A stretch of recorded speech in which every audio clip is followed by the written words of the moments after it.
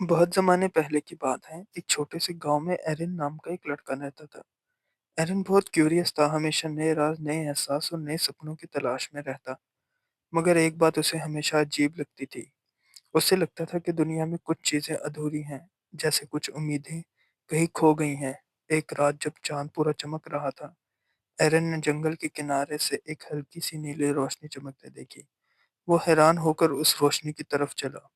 थोड़ी देर बाद उसे एक पुराना नीला फानूस नजर आया, जो हवा में हल्का सा हिल रहा था, जैसे उसे बुला रहा हो।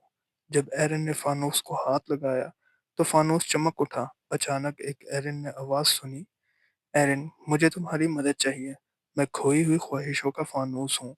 मैं उन सब ख्वाहिशों को वापस दुनिया तक पहुंचाना चाहता हूँ जो लोग भूल चुके हैं। एरिन ने हैरानी से पूछा, मैं कैसे मदद कर सकता हूँ? फानूस हल्की सी मुस्कुराहट के साथ हवा में उड़ गया और उसे बोला कि मेरे पीछे आओ, वक्त कम है। फानूस धीरे धीरे ऊपर उड़ता गया, जैसे जंगल की गहराइयों में कोई रास्ता जानता हो। एरिन बगैर सोचे समझे उसका पीछा करने लगा। जंगल में बहुत अंधेरा था, मगर फानूस की नीली रोशनी पूरी जमीन पर चमक बिखेर रही थी। पेड़ उनके आसपास से सरसर करते गुजरते और रात का सन्नाटा एक अजीब सी कहानी सुना रहा था। एरिन चलकर बहुत अंदर चला गया, जब तक कि एक वो छोटी सी खुली हुई जगह पर पहुंच गया। वहां हवा में छोटी छोटी रोशनियों के जर्रे तैर रहे थे।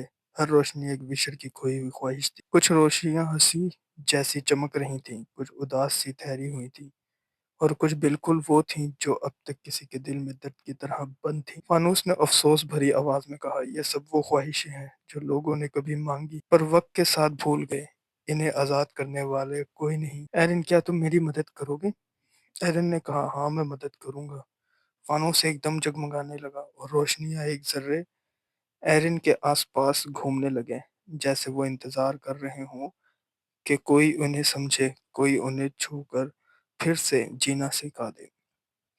एरिन ने हाथ आगे बढ़ाया, पहला जर्रा उसकी उंगलियों को छुआ और एक नरम सी गुनगुनाहट हवा में गूंज उठी, जैसे कोई कह रहा हो, शुक्रिया मुझे याद करने के लिए।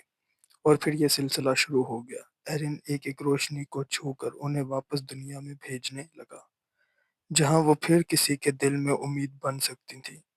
उस रात एरिन और फानूस ने मिलकर कई खोई हुई ख्वाहिशों को आज़ाद किया, और जंगल में एक नई रोशनी का आलम फैल गया। और कहते हैं उस दिन से एरिन सिर्फ एक लड़का नहीं रहा, वो उम्मीद का रखवाला बन गया, जो फानूस के साथ मिलकर हर खोई हुई ख्वाहिश को फिर से रोशनी देता है।